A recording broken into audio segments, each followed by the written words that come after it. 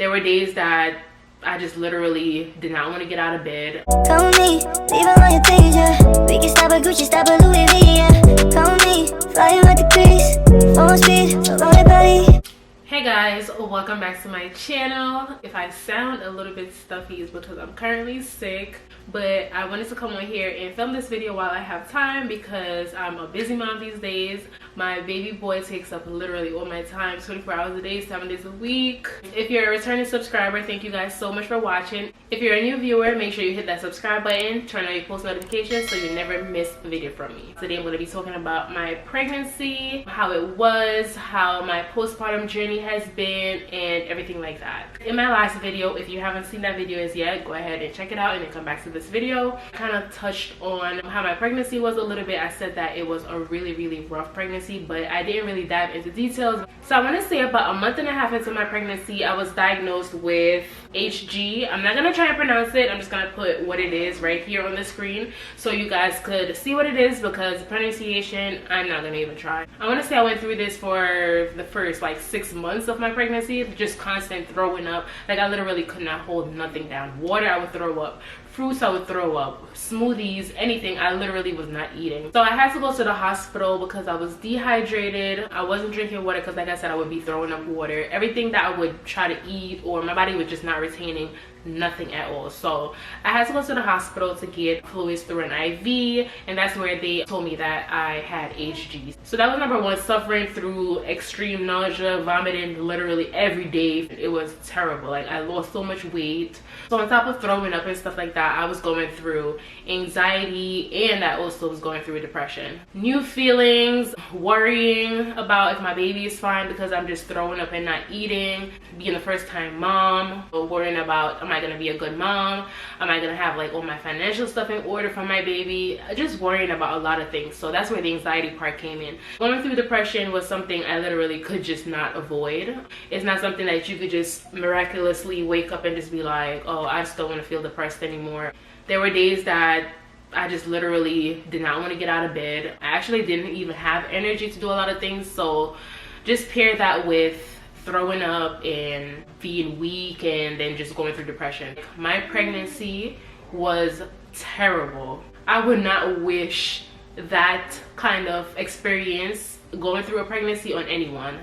I always say that if I have kids, I would probably want to have like 2 kids at least. It's like the experience that I went through makes me feel like I just want to have my son and then that's it. I would just love to go through a pregnancy where I'm able to feel the joy that you're supposed to feel going through a pregnancy. Like I want to feel happy and excited and take the pictures and do all these things. I didn't have a baby shower. I didn't have like a gender reveal, like a formal gender reveal with like family and friends or anything like that. I didn't take maternity pictures. I'm someone who loves to take pictures. So the fact that I didn't take one full body picture my whole pregnancy, like, you know, get glammed up and feel pretty and just take pictures, I didn't do none of that my whole pregnancy. So that says a lot about the experience that I had. I kind of regret not taking pictures like throughout my pregnancy, like at least maternity pictures. I just always wanted to see maternity pictures just to have them for keepsake and just to show my son and stuff like that, but it is what it is. My pregnancy was just terrible, so 9 times out of 10 I just did not want to be bothered with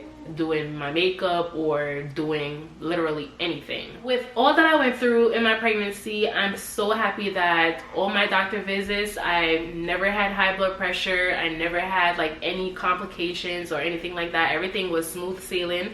Despite the fact that I was diagnosed with HG, everything else was pretty good. I'm giving all things to God because things could have been a lot worse, especially with my depression and anxiety and just being stressed and stuff like that. A lot of things could have went wrong. So I'm really grateful that my son was healthy throughout my pregnancy and everything went well. Another thing that I experienced throughout my pregnancy was just feeling extremely like just lonely. I live in a different state than my mom and my brothers or like my family. So 9 times out of 10 I was by myself or with my son's father. So throughout my pregnancy I was around my family. I think once I went to New York for Christmas, so that was really nice to see them. And then I went to Virginia in March to go see my best friend for her baby sprinkle. a lot of the times I just felt like super lonely because I'm somebody who loves to go out and just have a drink with my friends, or just go to the mall, or go out to eat. Because I was so sick and so weak and just so over everything, I just didn't have the energy to do these things, or I just didn't have the chance to do these things. So it was just like a very depressing and lonely and just rough pregnancy. But hey, that's how life goes sometimes. You can't control situations that you get placed in. You just have to push through. So fast forward a little bit to when I actually gave birth and stuff. My mom came from New York to visit me. She was here a few days before he was born. She got here, and then she was with me up until I think a little bit before he turned 1 month. So that was really, really nice, and I'm really, really grateful to have had that support, because Lord knows I don't know what I would have done if my mom was not around them first couple weeks, because bro, it was rough.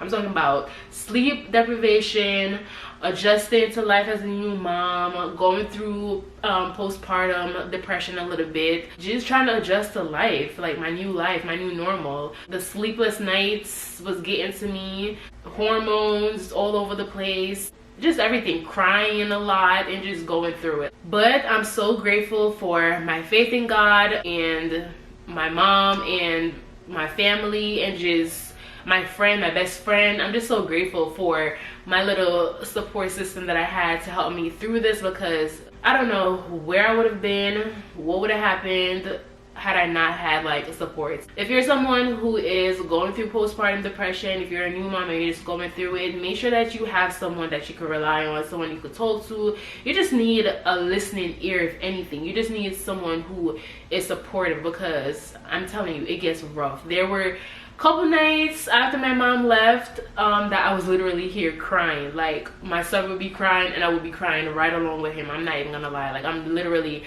being 100% real, 100% raw in this video, letting you guys know it was rough and tough in the beginning as a new mom. It's still very, very rough adjusting. It's still very demanding, very hands-on, very time consuming. All of my time literally goes to him, making sure that he's good. Just to wrap everything up, I'm just gonna tell you guys the main things that I learned about my pregnancy and just being a first-time mom overall. So first things first, ladies,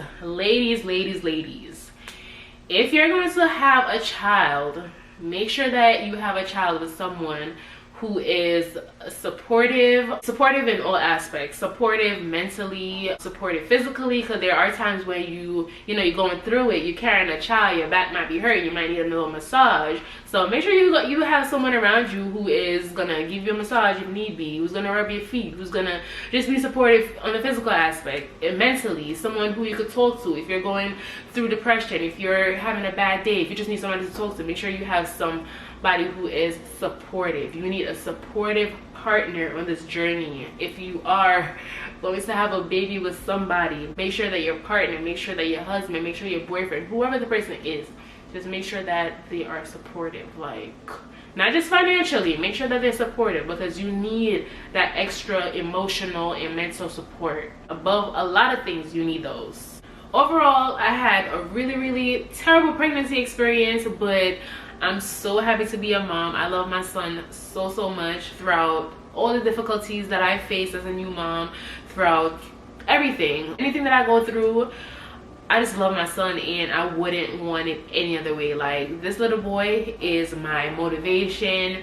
He is the reason that I push through a lot of things that I go through. He literally is my saving grace. Like, I don't know how else to describe it, but God gave me what I needed. Not what I thought I wanted, but what I needed at the most perfect time, because everything that I'm doing moving forward, I'm putting him first. I'm thinking about him first, because I just love him so much, and I want him to have the best life, have the best upbringing. If you made it this far in this video, be sure to give this video a thumbs up. Comment down below some ideas of videos that you want to see here on my channel. Make sure that you subscribe to my channel if you haven't subscribed. If you are already subscribed, thank you guys so much for rocking with me, and I will see you in the next video.